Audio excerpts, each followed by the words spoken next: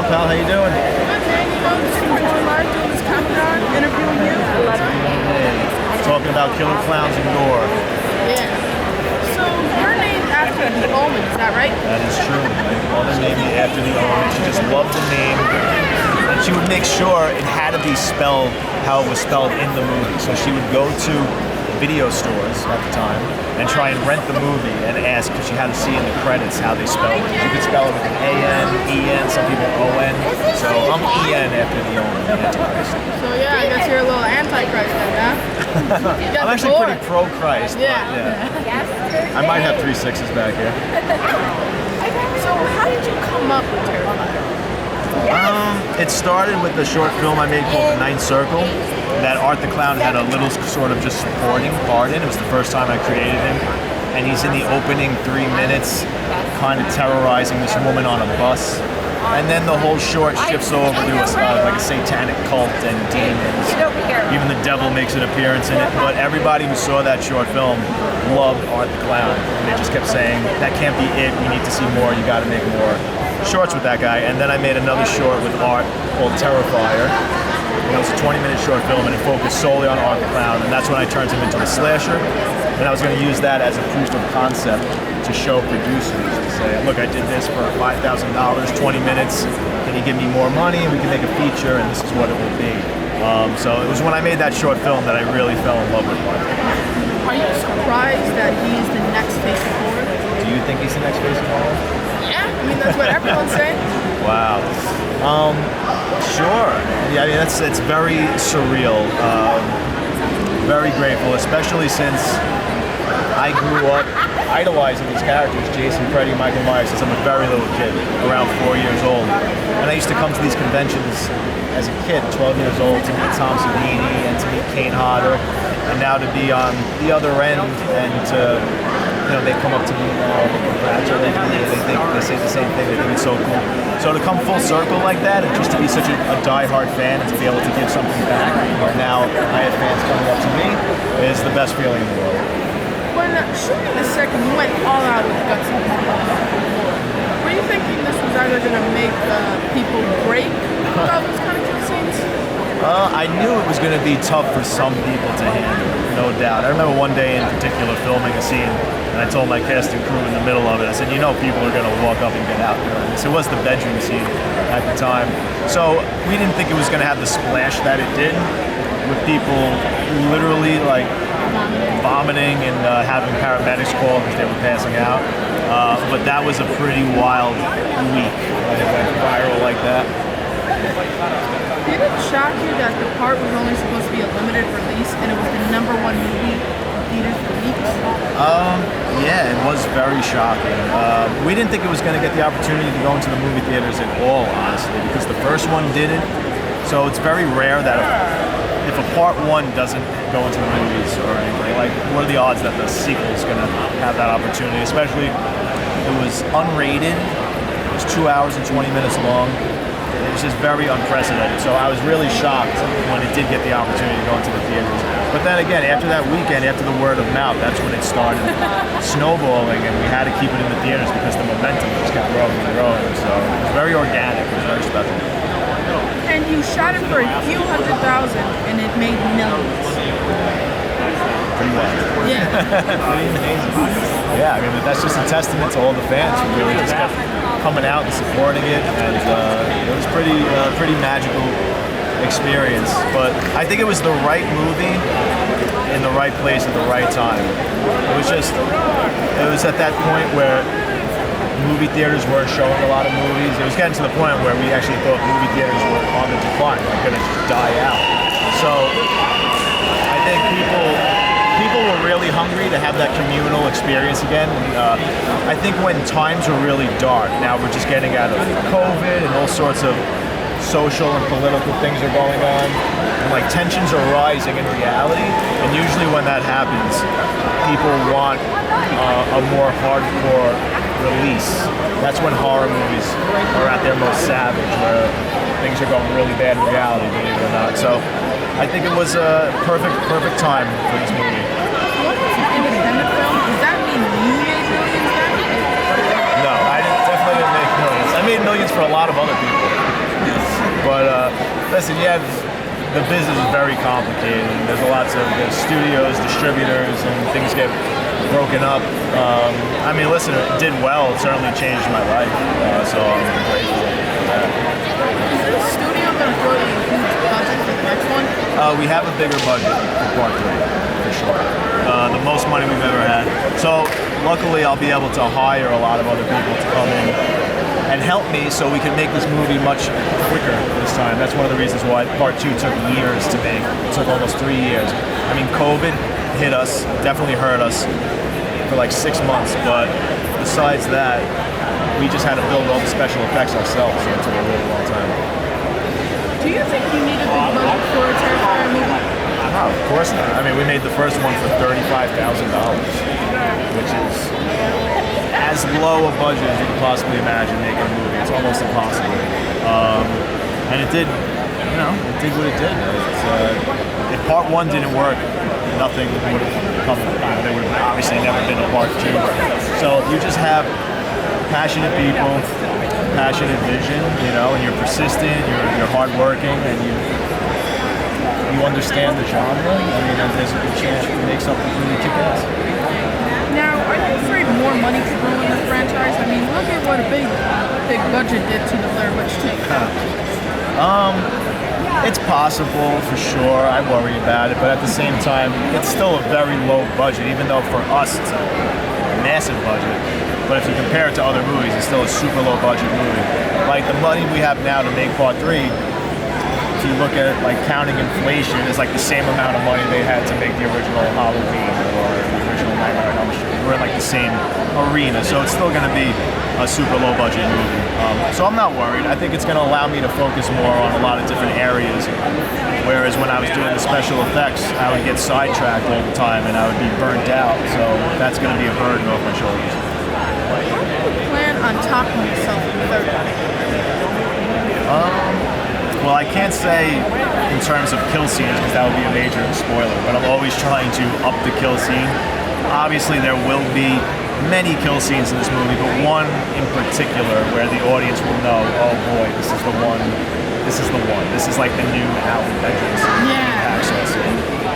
And all I could say about that scene is it's an homage to 2 famous murder scenes from movies that I love. So I'm marrying them together. One's from a horror movie, one's not from a horror movie. So I'm taking those 2, blending them together, and putting my own little spin on them. So I'm excited for that. And the other way is just always to grow as a writer. And I'm always trying to hone my skills in terms of crafting likable characters and empathetic characters. And I'm also going to be explaining a lot more this time around, whereas part 2 is very ambiguous and very almost Lynchian in David Lynch, in terms of everything's very like surreal, abstract, nightmarish. You're not really just getting answers. It's more like the way a nightmare or a dream would reveal itself. So, yeah.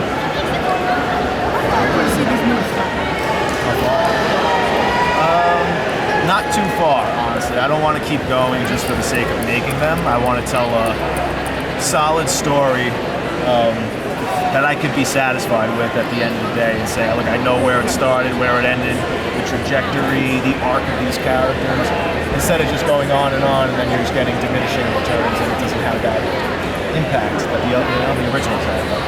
So you're not going to make a Terrifier X like Dr. Clown in space? You got to send them to space, Vegas, the Wild West. Never say never, honestly. And even if I stop making them, somebody else is going to come in and make them, and they'll reboot it or they'll turn it into a show, and it's going to, I'm sure this character is going to outlive me. So if we're going to do this much with Dr. Clown, you might just follow the leprechaun method. Send him to the hood. Send him to the hood? Yeah. That would actually be fantastic. He would fit in great, I think, in that setting, honestly. You never know. So is it true you actually hate seeing real blood? That's true. Yeah, I don't know. Yeah, people find that very hard to believe because I love fictional gore so much. The real gore does nothing for me. I won't watch operations or real people being murdered. I mean, we've all seen videos like that. I've seen them when I was young, like like faces of death kind of videos and things like that. It does nothing positive for you. Those images just burn themselves into your psyche forever, and there's just nothing positive to come out of that. So I like to live in a fantasy world in terms of gore. You don't ever imagine that the blood on set is real and you pass out, right? Sometimes it is. Sometimes. We use a lot of real stuff. We use, like, for entrails, we use, we'll buy, like, chicken or... like pig blood? Not for the blood. It's always fake blood, but we'll use, like, for entrails, we'll use, like, real fat and sausage casing, stuff with fat, or we'll buy, chicken cutlets, or when we cut the guy's head off in part 2, it was all lined with bacon and fat and all kinds of real, because you can't get, as Tom Savini always says, you can't get any better than the real thing, and nothing fake moves and slides and has the weight or like is fatty like real actual pork. So yeah. And that gets rancid sometimes on set. It's really nasty, but it looks good. So do you need a handsome man like myself for a starring role? Because I'm a film. We already have Dave. Take a look at this sexy So rumor has it the poster leaked for part 3 and it's a Christmas movie, right? It is. It's been confirmed officially by Bloody Disgusting as of yesterday, I think. So it is a Christmas movie, so we're shifting from Halloween to a new holiday setting, which I think is perfect for Art the Clown. I think there's so many interesting things he could do pertaining to that holiday. So many shenanigans he can get into. And also, he's already carrying around a huge bag of toys, so he lends himself to Santa Claus. Yeah, I actually have an idea for the third one. Maybe you can make him like a Grinch, and then he kills like Santa, and then he keeps like sending all these like presents and like puts heads and nuts. You're not going to be disappointed, I'll tell you that. So, and I heard you want to tackle a new version of Friday the 13th. Is that right? I would love to. I would absolutely love to. That would be a dream project of mine. Out of all the slashers, I would love to reboot Friday the 13th the most, because I grew up idolizing Jason the most out of all the slashers. He was always my favorite. And I think there's like new, fresh approaches you could take with that film in terms of making Jason just really scary. I feel like that's one of the problems, or one of the pitfalls a lot of these franchises fall into is, and it's something I worry about with Art the Clown too, is people start getting very comfortable with these characters, with these villains, and it's more like they enjoy being around them, they enjoy hanging out with them, and they become fun.